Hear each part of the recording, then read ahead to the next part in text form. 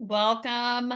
I'm going to wait a couple more minutes. We had a pretty big group yesterday, so I'm just going to wait and see if we have a few more people join us, and then we'll get started.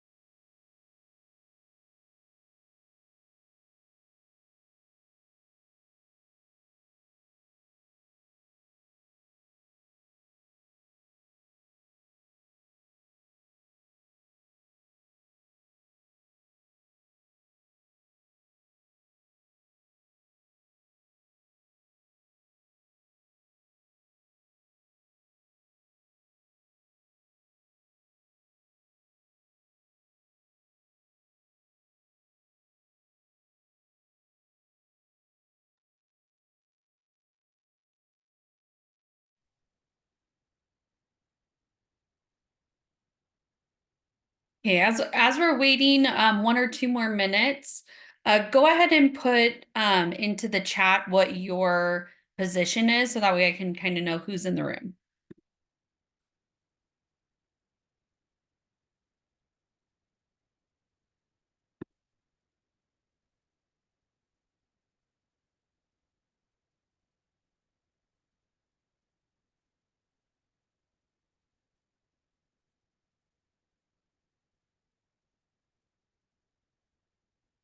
If you're just coming in, go ahead and throw into the chat what your position is, and we're going to get started in just 1 minute.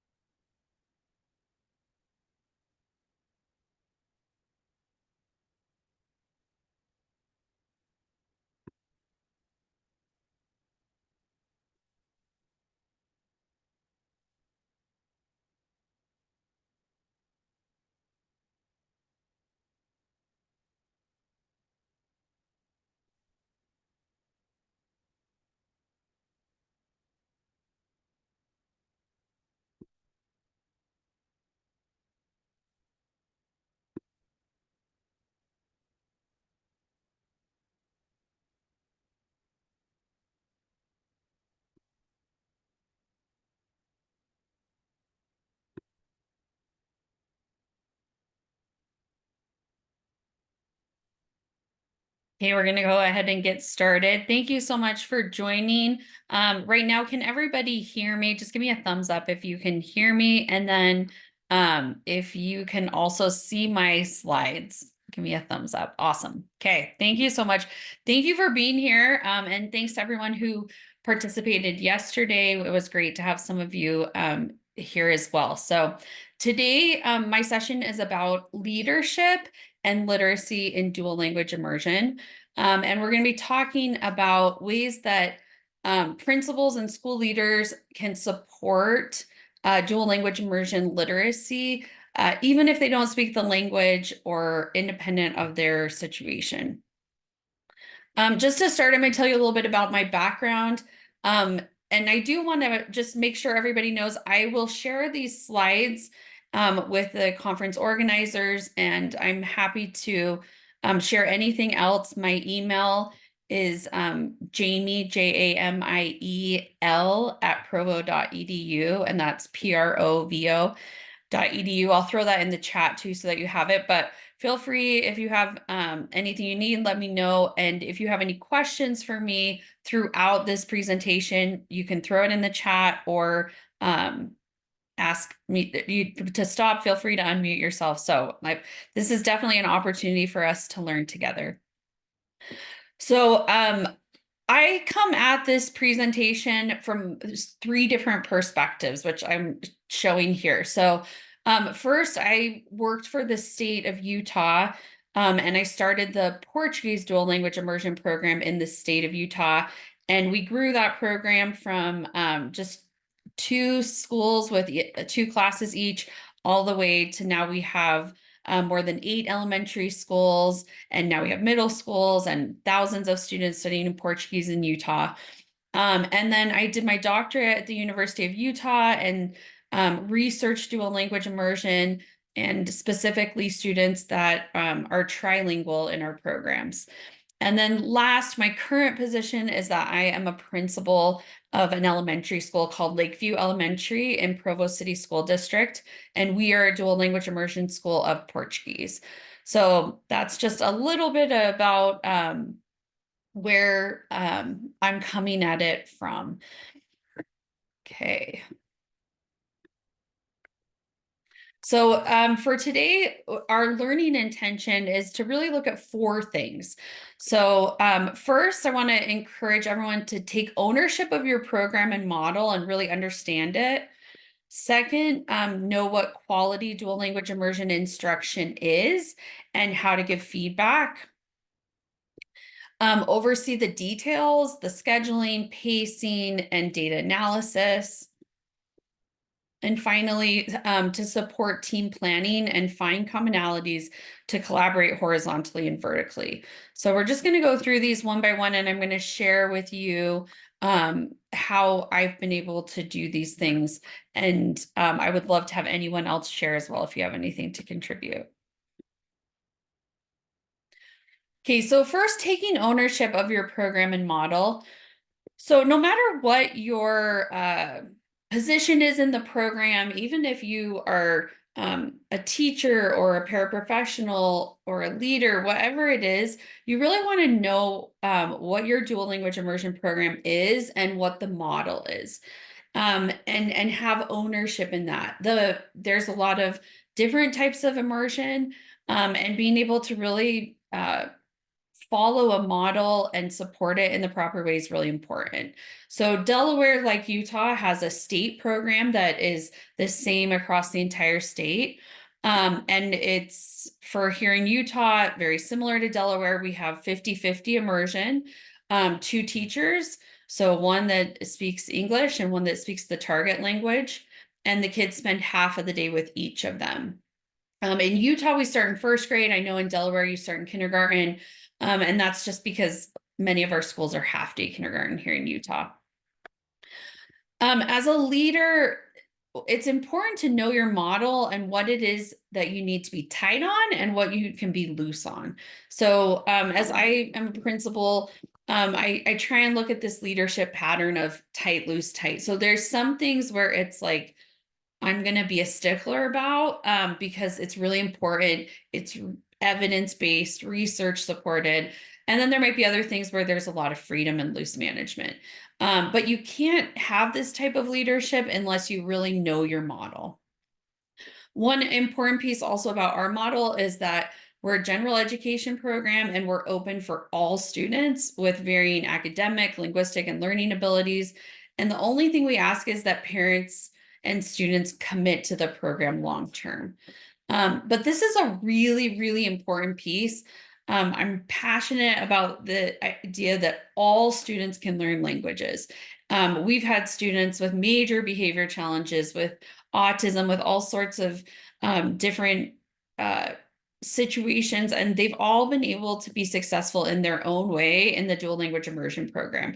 And so this is one of the most important pieces of our model and something you want to think about for your model as well. Another piece of our model is that we're a proficiency-driven program. So proficiency is what students can actually do in the context of listening, speaking, reading, and writing. And so that's important because that's going to be part of your outcomes of the program. And in terms of like backward design, we always want to know what is it that we're shooting for at the end, and then make sure that we're building up to that. So if our ultimate goal is for students to gain language proficiency, then there's a lot of things we're going to be doing on a day-to-day basis to make that happen. These are some of our students. I just wanted to tell you a little bit about, we started our program in 2012 in Utah, and the first cohort of kids is now seniors in high school, and they're graduating this year. So that's really exciting for us. It's been 12 years since we started our program, and we're really excited to see them graduate in just like a month and a half. My daughter is in that first group, and so it's amazing because I've also gotten to see it from the perspective of a parent.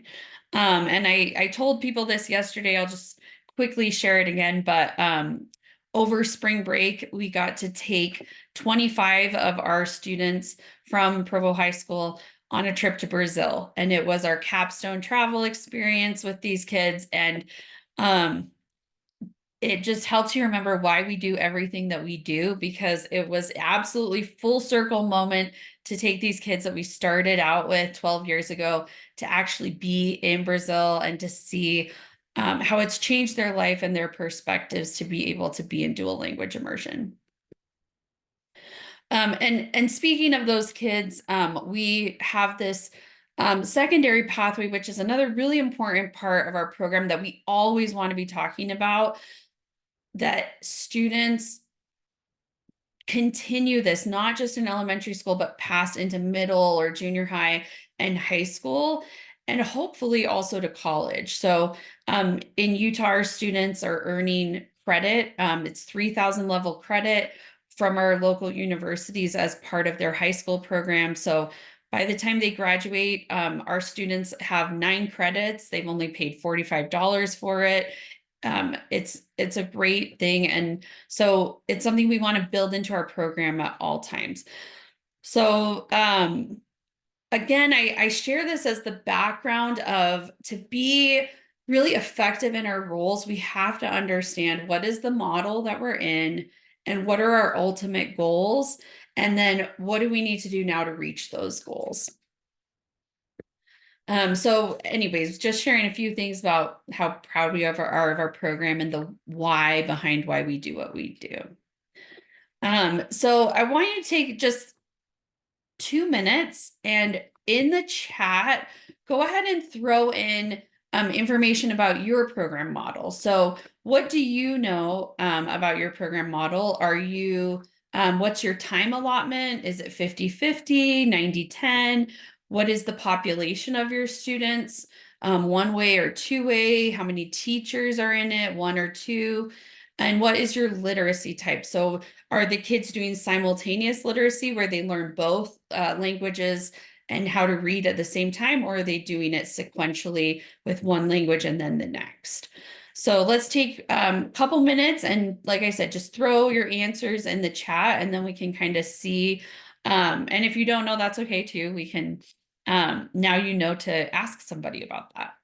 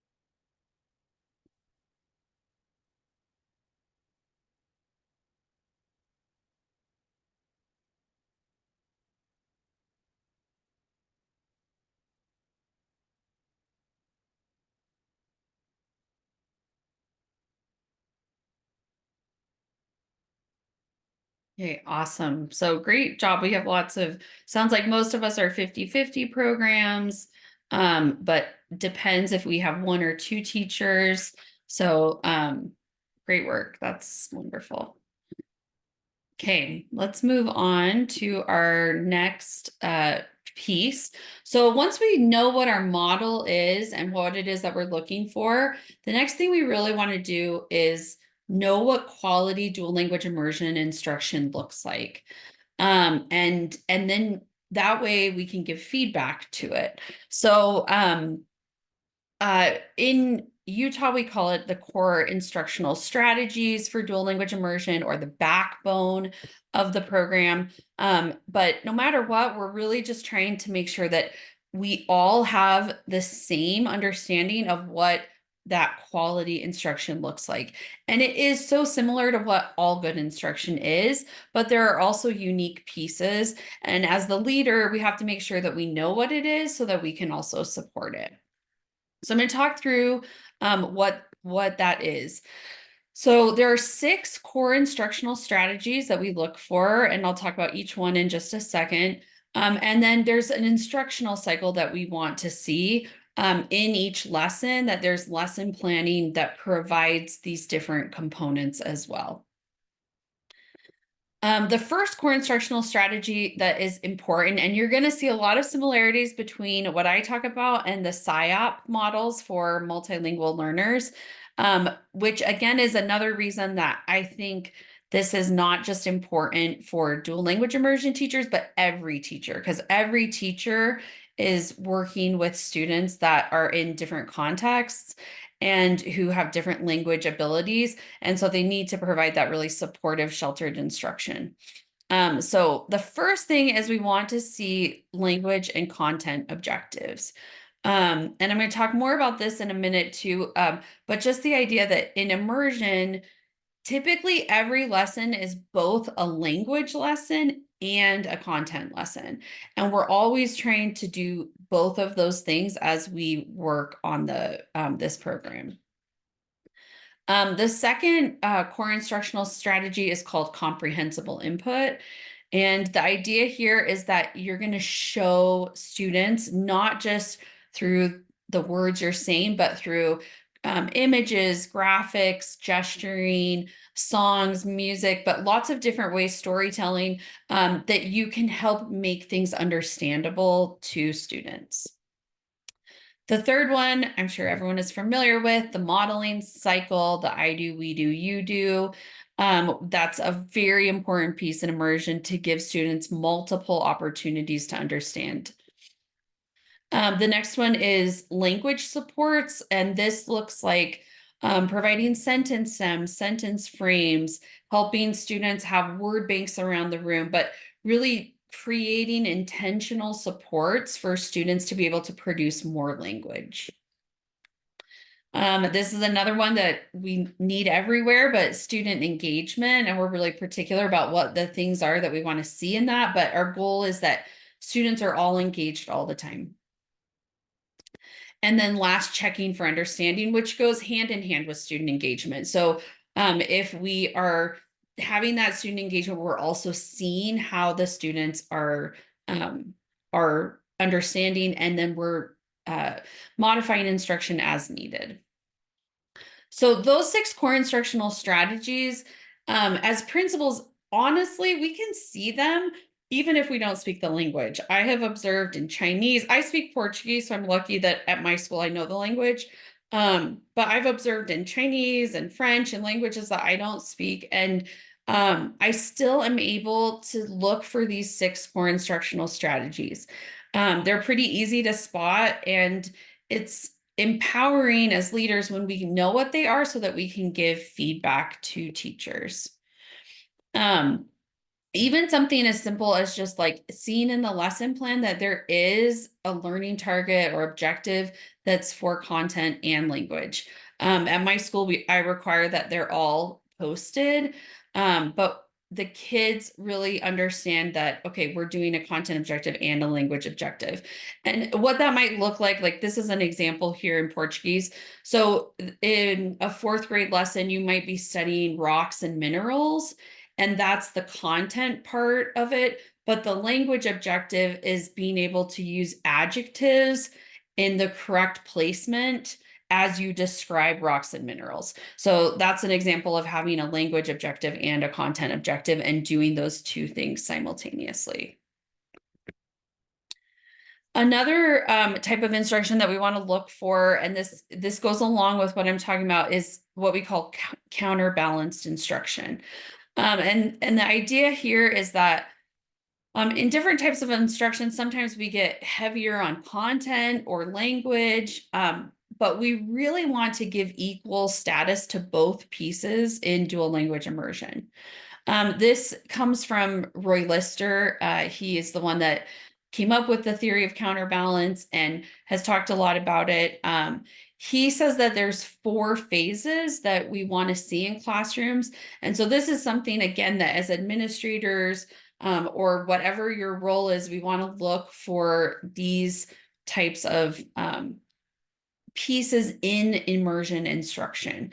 So his example here, there's 4 phases of counterbalance, contextualization, awareness, practice, and autonomy, which you can see follows the modeling cycle.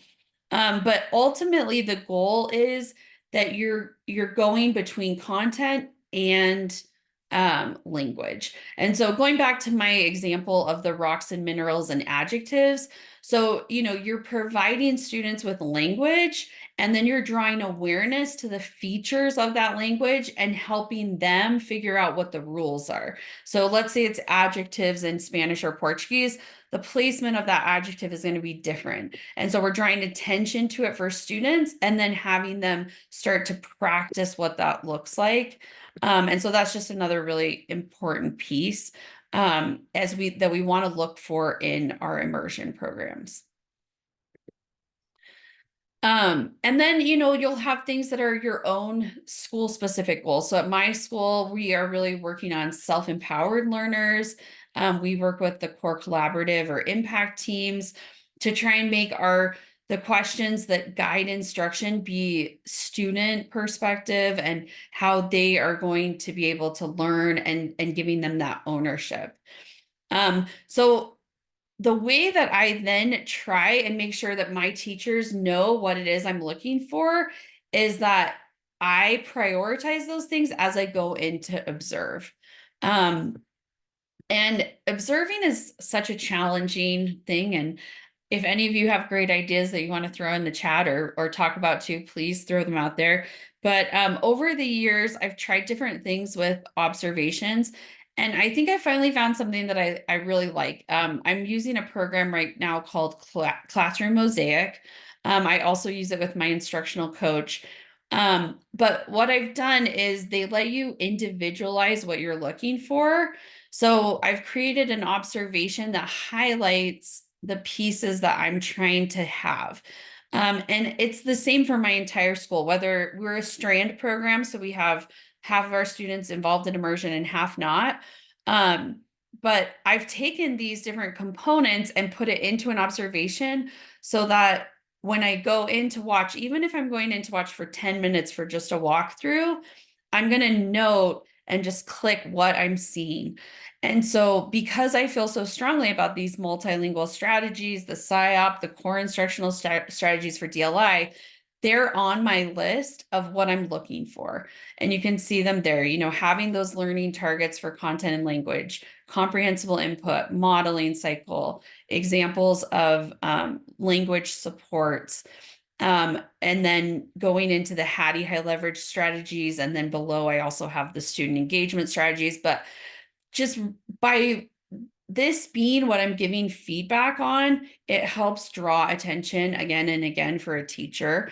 And one thing I love about this program is as you finish the walkthrough, it then sends to the teacher. So this is an example of the email that goes to my teacher, and she can see, oh, I had content and language learning targets, comprehensible input, modeling cycle, but then she'll also notice like, oh, there wasn't checks for understanding, for example. And so then she understands where there are pieces that are missing. So really, again, what I said, first, as a leader, you have to know what good dual language immersion instruction looks like. And then you have to reinforce that you're looking through at it through the way that you observe and give feedback to teachers. Okay, the next one, number 3, for leaders, is as you're trying to lead and really support dual language immersion, and more specifically, literacy in dual language immersion, you do need to get involved in the details. And sometimes, of course, I don't want this to feel like micromanaging. And so there are times where I'm not involved, but um, for me to really guarantee that we're having this quality instruction for literacy in both languages, I need to get involved with scheduling, pacing, and data analysis. And I'm just going to talk a little bit about what that looks like at each for each and throughout our school. But before I go on, we're about halfway through our session. I'm just going to wait like 2 minutes and see if anybody has any questions. Feel free to throw questions into the chat, or you can unmute yourself, but I'll just wait a minute or two to see if there's anything that has come up so far.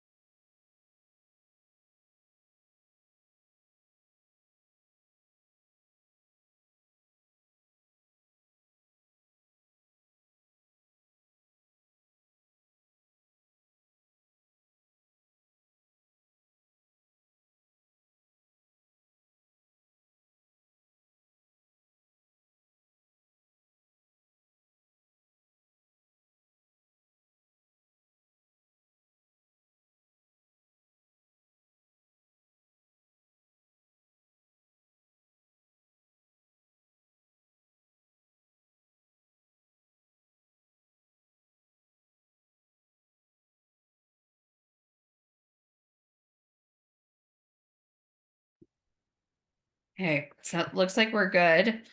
Just trying to give plenty of think time and wait time so that if there's anything you can ask. All right, so let's talk about what this looks like. I talked about this in my session a little bit yesterday. So one thing that I get involved with is really our master schedule and what that master schedule looks like. We want to make sure that we have that we're meeting the model and the evidence-based practices for that model, as well as the evidence-based practices for the state. So on here, you can see these are the pie charts that are given by the state of Utah for what literacy instruction looks like, and in each grade level, and also what dual language immersion looks like. And because in dual language immersion, we're adding a language, one thing that does take up time is having the literacy in both languages. So that's really, really, really important. Immersion is not just teaching math in Spanish or teaching science in Portuguese. We have to have deliberate literacy time in both languages. And depending on the grade level, that language block might take up a lot of our time. So you can see here that in our lower grades, like first, second, and third, half of the time is really spent on literacy. And then as I'm working with teachers on the master schedule, I want to make sure that we're getting not just the literacy time in there, but that we're also getting specific types of literacy. So this is my master schedule, and this is something I'm still in process on, but we're trying to drill down past just, okay, what is literacy? Okay, what is actually where you're doing phonemic awareness or phonics? How are you getting the writing in? So you want to help guide that. And those are conversations that you can have with teachers across languages. Like those are pieces that we're teaching no matter what the language is. And so I really, as a principal, I try and take ownership of the scheduling. I meet with teams once before the school year starts or very early on to make sure that they have schedules that are that reflect what we want them to be doing. Another way that I really try and oversee um, dual language immersion, literacy, and everything is I do a data dive with every grade level in the fall. So it depends on when our data comes from the state, but usually it's October, November. And just like when I meet with them about the scheduling before school starts, I'm going to meet with them as a grade level team. And it's me and my vice principal, my instructional coach, and we're going to sit down and we're going to go through all their data from that previous year. And I feel really passionately that like dual language immersion teachers are going to be involved in all of the data and vice versa. Like, I want the teachers that are English teachers to also be aware that I'm holding the teachers accountable for data related to language learning, and that just trying to really own that data as a grade level team together is so important to me. So these are things from my slides when we did our data dive earlier this year with grade levels. And we really tried to focus on, like, again, growth mindset, making sure that teachers saw data as not being punitive or something where we're trying to hold them accountable in a negative way, but really just as a place to start and to set goals for the future. Um, we did a full day data dive with each grade level team, and I provided lunch for them. And it's a tough thing to talk through data in that way, but it was so helpful, and I feel like it was a big way that we're shifting the way that we talk in our professional learning communities as well. And this is the document from the core collaborative that we use to guide our conversations, but to make it so that it was both asset and and deficit focused. We talked about what are our strengths in academics and climate, and what are our weaknesses or greatest opportunities for growth for both academics and climate. And again, this was a whole grade level conversation, everyone in DLI and not in DLI.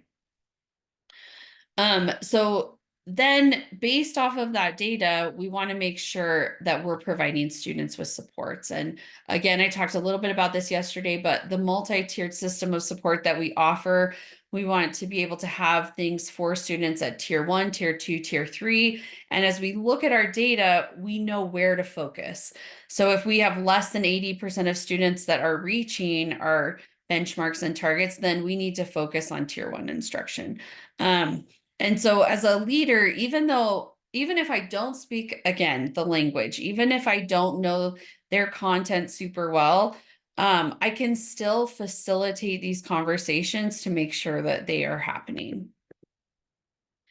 And this is just an example of what we do with students when they are struggling.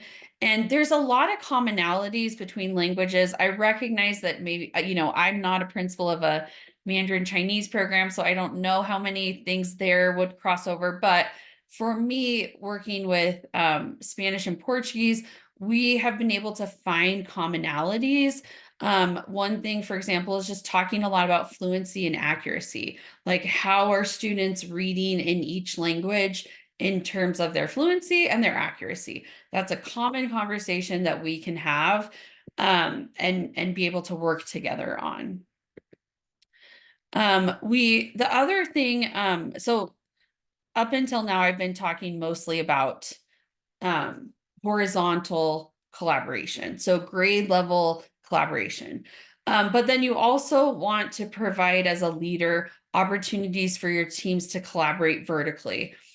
So at my school, we do a monthly Portuguese PLC, professional learning community, where we're going to talk about vertical alignment. And one big important piece of this in literacy is grammar and how that is taught. Going back to counterbalance, if we don't pay attention to the language, Then we have students who gain a lot of fluency in a target language, but they don't gain accuracy. They don't speak correctly. They don't write correctly. So we need to be really deliberate about how we're teaching that language. Um, and so as a leader, I want to make sure that I'm providing a forum for my teachers to talk about that and to accomplish that. And so this is something that my teachers and I worked on together to create sort of this vertical alignment of grammatical structures. And then now what we do is we're going back to look at, okay, where is this working? So, by the time the kids get to third grade, are they strong on, their personal pronouns? Are they still messing things up? Like what's happening with their prepositions? Or so we really try and make sure that we can look at the patterns of errors, and then as a vertical team to be able to address those. And I think that as school districts, that happens a lot more with our general English programs by themselves. But for dual language immersion, we really have to make a point of making that happen, because there really isn't someone else that's going to take the lead on that other than school principals or in Utah and Delaware State DLI people as well. So that's just a really important piece that we want to support. The other thing is that I want teachers to know that I have an awareness of their pacing and their curriculum maps. We have this is a handbook that I made for my school that has everything teachers need in here, and they get a physical copy, and also there's an electronic copy. But ultimately, I'm trying to just make sure that teachers know like what my expectations are, and that it's really clear in terms of, okay, I expect you to follow the pacing of our school district, the pacing of the state in terms of immersion, and just have an awareness of that. And then the way that I'm following up on that is, um, this year I have a new superintendent, and we've been working a lot on teaming, which I'm going to talk about more in a second. But in our professional learning communities, teachers are doing that curriculum planning, and there is a way that they're reporting that back to me, and not necessarily in an accountability sense, but more in just, are you having that conversation? So how are you figuring out your pacing as a team? How are you working together? And so this is just a screenshot of the way that we've decided as a school to communicate back and forth about what's happening in professional learning communities. This is a living document. We change it. Teachers are able to influence it. We really just want to be able to, again, build that communication.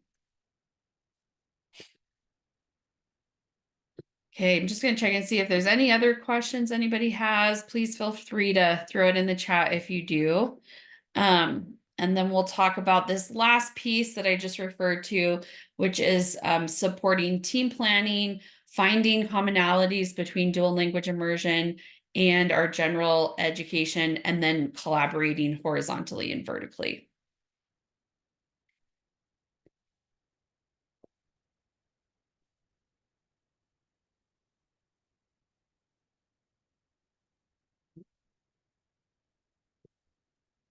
Okay, let's see. I have a question from Gregory. How long did it take to create the grammatical expectations, and who was involved in creating it? That's a great question. So which, hey, by the way, hi Gregory, it's good to see you. We started it, and I would say it actually was pretty easy to start and make the original one.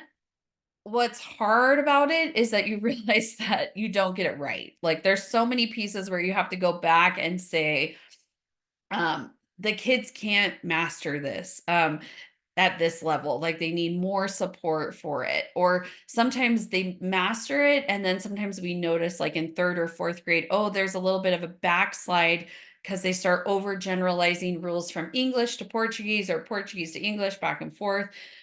So I think the most important piece about that is just it's such a living document, and it's something where we have to talk about it regularly, so that upper grade teachers can give feedback to lower grade teachers and be involved in it that way. So when we did it, it was the state dual language immersion team that was involved. And then I brought it to my school. And then now over the past 2 years, we're modifying it, changing it, trying to make it really work for us. Um, so it's really a document that is always changing. And then yeah, just the PLC minute taker. Really, it's interesting because initially when I was a principal, I didn't have teams share any PLC notes with me. Like I was really worried about over micromanaging and things like that. And it came out of my leadership team saying to me, like, we don't know what we're supposed to really be doing to be effective in PLCs. And so the leadership team helped me create it. And again, like we're making changes to it all the time, but we they wanted something that would help them know how to address data for all of the content areas and also how to be able to communicate that curriculum planning among their team and then with us as administrators.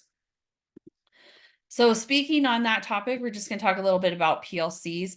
One thing that is absolutely essential for me as a leader is that I really want to strengthen our teams and I take it very seriously that the Portuguese language teacher is part of that grade level team. So at my school, we have 4 teachers in each grade level. One is the Portuguese DLI teacher, one's the English DLI, and then 2 are the traditional English teachers. And those 4 people are a team and they need to be really tight.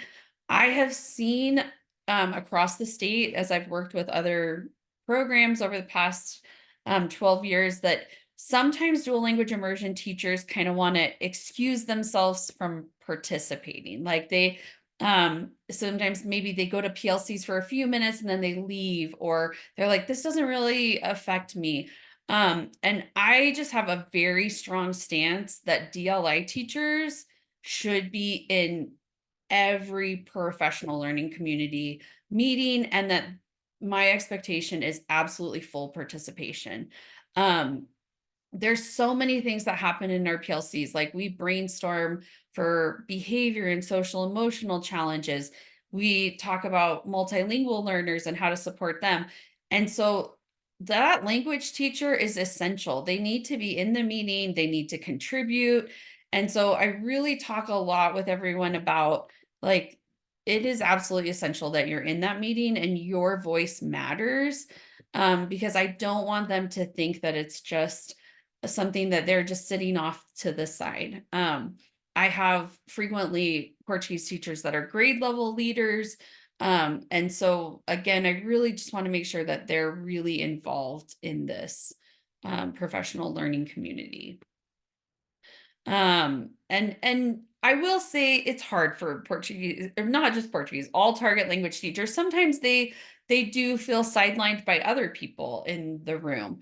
But it does get easier with time. Like in the early years of our immersion program, it was harder and harder for them to be able to feel like they had that equal place. But the longer that we're there, it becomes like more and more of a team. And so just really make sure that your dual language immersion teachers understand that it is important to you. And sometimes I kind of have to call BS sometimes too, even with target language teachers to say, like sometimes they'll be like, but this doesn't have to do with me. It does. Like we again, we there are students for that grade level, we're supporting all of them. And along with this, I've talked a lot. We read the book Boys in the Boat as a school district this year, and we've talked a lot about how with a team you have to carry your weight and that that language teacher and DLI, like everyone is part of that team and everybody has to carry their own weight to be an effective team.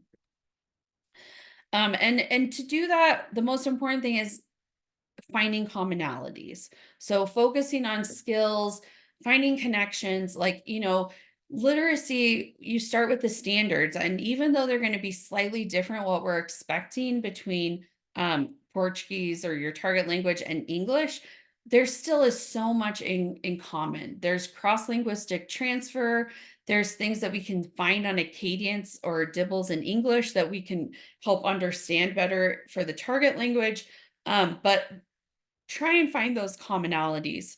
Um, this year, my school, we've been working a lot again on these self-empowered learners, and we wanted to talk about what's something that we could work on as a school. And as we met as a leadership team and with all the teachers, we decided that we were going to focus on writing because it was something that everybody had in common. So all the dual language immersion teachers teach writing. All of the, it's writing is in every content area. It's important. And so that became sort of the vehicle for us to have some conversations about quality instruction because everybody could be involved. So we talked a lot about like building rubrics, having success criteria, co-creating success criteria with students, being able to have students self-assess and peer assess. So those are things that I want to see in every classroom in my building. And by choosing to focus on writing, which is a commonality that we all have, it allows us to see what we have in common as opposed to always finding reasons to say, well, like my classroom is different. This is something we all share and we can all work together on. Engagement is another thing like that, like another commonality. We have a spectrum that we talk to about with our students of what is their investment and level of engagement and how are they involved in the class. And again, focusing with teachers on those just solid instructional strategies that I want to see. So I want to see turn-in talks in the classroom. I want to see kids using whiteboards or hold-ups, hand signals. I want them to have sentence frames, sentence stems. I can walk into a classroom and know if those things are happening, even if I don't speak the language. And then I want to be able to give that feedback to teachers about the amazing things I'm seeing and also what I want to see more of. Okay, we were finishing up a little early, but now we have time for questions, which is great because yesterday we kind of ran out of time. So I'd love to have anyone ask questions about anything. You can unmute yourself and share information with us. I'd love to learn from you all as well. So we'll have these last 10 minutes to kind of just talk.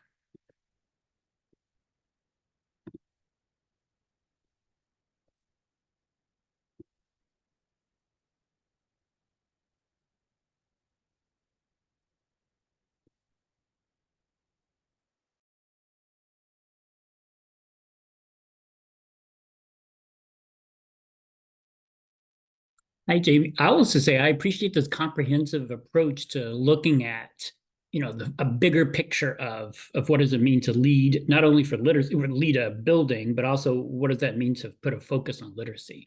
So I appreciate how you've organized this. It's a lot of great food for thought. So.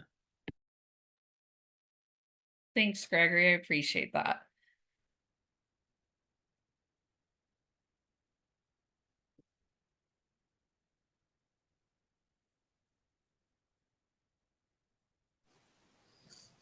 I just want to piggyback for what he was saying, and thank you for sending that PowerPoint yesterday. I appreciate it. I think it's going to make a difference in my PLCs as well. Like having been a principal and leading the way into what is important and what matters. I think that's powerful, and just to see that coming from you, like it's just giving me ideas of what I can do to involve the administrators, the DLI administrators from here, from Milford School District. Thank you. That's awesome. I appreciate that.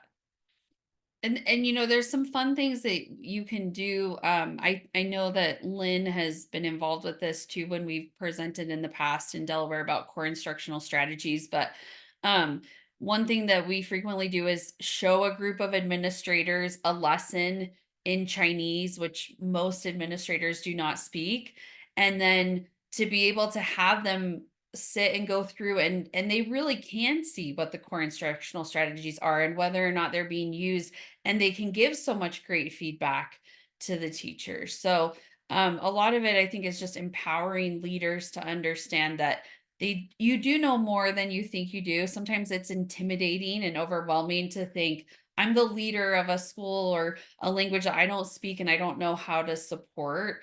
And so I think, again, these different pieces that I talked about in my presentation, the goal is these are things that you can oversee and support um, without speaking the language. You know, being able to know core instructional strategies, give feedback, to know the scheduling, the literacy, how different pieces should be in your teacher schedules, and then focusing on that data too is just such an important piece to be able to give feedback to teachers and then know what are they working on as well.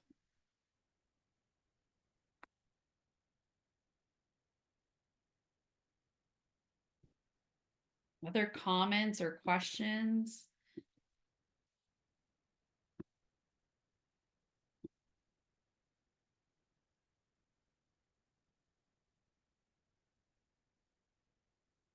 Okay, let's see. We have a question about why is it so difficult to start a kid in language immersion program after second grade?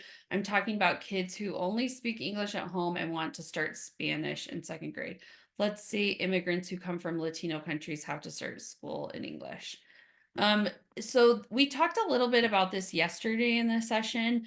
Um, and I'll share a little bit about my thoughts about it. I want to give a caveat that my perspective on this topic has changed over the years. And I have to say that Gregory and Lynn know more about Delaware, and I would rely on them for their perspectives as well. But this is just some things that I've thought a lot about. So in in Utah, we have this rule of thumb like, oh, we don't start kids in the language immersion after second grade. And that's something that, you know, when I was a Portuguese state director, I really supported and told principals. And then now as I'm at the school level as a principal, I really have shifted my thinking that I actually really do like adding kids later. And it's something that I've done successfully many times over the last few years. The main thing is you have to find certain situations and make sure that it's the right fit. But because I know that kids come to English classrooms and they come from other countries where they've never spoken English and we add them successfully and they're immersed in that language. I feel like we can still do that in Portuguese too. So I care a lot about my program being full and being thriving. So that way, as it moves through the grade levels, we still have a strong program with a lot of um, students in it, because ultimately that can be even more damaging to immersion to have students and attrition that are leaving the program. So basically, every year around this time, we're doing this right now. We look to see who can be added to our program. And so if a student speaks Spanish, I will add them at any point in elementary school. And that's just because of the similarities between Spanish and Portuguese. If they are a heritage speaker of Portuguese, meaning their parents or their grandparents speak Portuguese, but they don't really speak Portuguese, I will add them. And it's because, in my mind, I could test them, which I know some principals do. I could say, oh, you have to have this certain level of proficiency. But for me, I'm like, I can add them in third or fourth or fifth grade. And ultimately, they're learning their heritage language, which is so important to them and their families. And as long as they're motivated to do it and they understand that it's going to take a growth mindset, to me, it's still extremely valuable. And so I've heritage speakers, I've added fourth, fifth, sixth grade. And then finally, like kids where they only speak English at home and they have no relationship to Spanish or Portuguese, I've still added them in third and fourth grade. And that has been because I've had conversations with their families and I've known like what I'm talking to what I just talked about was that the child and family are motivated, like they really want to learn that language. And then the other piece is that they're willing to have a growth mindset and know that it's going to be hard. So we conference with them ahead of time and say, all right, if we're adding you to this program, like the first few months are going to be hard and you're going to come home and you're going to feel like so overwhelmed. And um, so I think that's now my opinion on it. And then I guess since I didn't totally answer your question, why is it difficult to start a kid? I think the reasons that most dual language immersion people don't want to add kids later is because one, you don't want to lose the proficiency of all the students, right? So if you add a lot of kids that don't speak the language, maybe too many, or if you allow those kids to speak in English in the classroom, you now are undermining the ultimate goal of the program. So I've never added so many kids that we would overwhelm our system, like I still want to make sure that we're speaking Portuguese in the classroom at all times. That's absolutely a fundamental part of our program. I also want to hold our students to a high standard in terms of proficiency and make sure that they're coming along. So I think English is the status language. And so it's easier to just know like English is pervasive. And when kids come to our schools and speak English, like they won't, there's not a threat to it, is basically what I would say. But with our immersion programs, there is always sort of this concern that we have to keep the status of that language up. And so if we add kids to the program, they have to be willing to be in the language, focusing on it, supporting that teacher, supporting the program. Um, Hopefully that sort of answered your question in a roundabout way. If you have a follow-up, feel free to throw it in there. Um, but I think it's an interesting piece, and now that our program's all the way first through 12th, I look at it a little differently.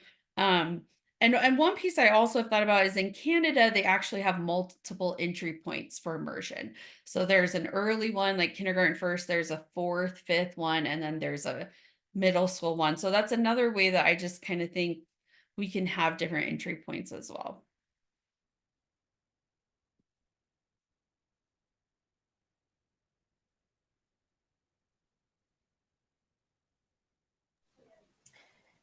So I do have a question. So as are my districts geared toward being data driven, like I started working on the data from the STEM test that they took, and um, like I divided it in on track and above, and then on watch and intervention. So one of the on the PLC that I had with the Spanish emerging teachers, it came up the question and like how, like I know as a teacher I supposed to provide the support, but how is the district is going to help us provide the support to those students? So how can, like this is my first time kind of like, and it's my first time being a specialist too for DLI immersion. So like, how can I address this? How can I, if you can give me an idea, how can I like approach that? I know that yesterday you shared the DLI plus the MTSS, and that kind of gave me an idea, but like, I don't know if you want to talk a little bit about that, like. Yeah, for sure. Right. And I want to make sure I understand. Are you talking specifically about for kids struggling in the target In language? the target Okay. language, All right, yes. perfect. Yeah, Yeah, so, sorry, I didn't say that. the way that we have approached that is that we've taken the idea of MTSS and the model and applied it to Portuguese. And it was something my teachers were asking for a long time. Like they would always be like, we're doing all these great interventions in English and for math, and like there's kids in Portuguese that need those interventions, like they're struggling. And so this was our first year where we started it, and it was a little bit of kind of like, just we just tried. We didn't really know what we were doing, but we had a wonderful paraprofessional that speaks Portuguese, and we worked with her and the teachers to say, okay, like what are the fundamental skills that we want the students to have, and then how are we going to target them? So yesterday I shared our master schedule. We have a 30-minute literacy tier 2, tier 3 time that every grade level has. And it's typically pull out because our interventions are very targeted. And so within that, like win time, the what individuals need, some kids go to the multilingual para, some go to special education, some stay in the classroom and just have extensions in Portuguese or English, whatever they're doing at that time. But we started having a group that were being pulled out for targeted Portuguese interventions. And so right now in those 30 minutes, our Portuguese aide, like she has probably, I would say it ranges from like 2 to 6 kids, depending on the grade level that she's working with in a small group. And we kind of started with some of the first grade curriculum to go back and say, like, what is it that the kids are missing? So sometimes it was like just sounds, like being able to sound things out to practice encoding, decoding. And so, she would work with them in the small group on that and build those skills. For some students, it's actually kind of similar to like your ML interventions that you're doing. Like we have new to the country students where they just need like general basic vocabulary, like they're lacking some of that. So sometimes she's working on that with them.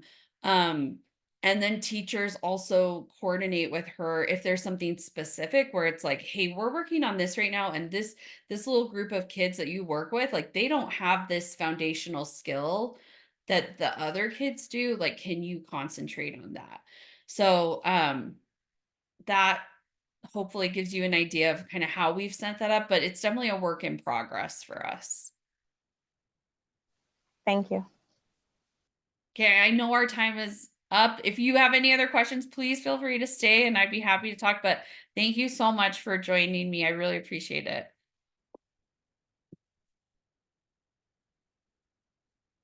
See, Jenny asked about, are those Portuguese interventions like the interventions MLL students get in English? To some degree, yes. Like I think it depends a little bit on the situation, but yes, the goal is to help sort of fill in for those students who need those interventions what they're lacking, and to give it in a really targeted way, which we talked a lot about yesterday. I really think we need to figure out exact holes that kids have and target that during those intervention times, as opposed to just doing sort of like a big grade level shuffle or rotation. So that's how we look at it at our school. Okay, thank you guys. Thanks so much for joining. Take care. Bye.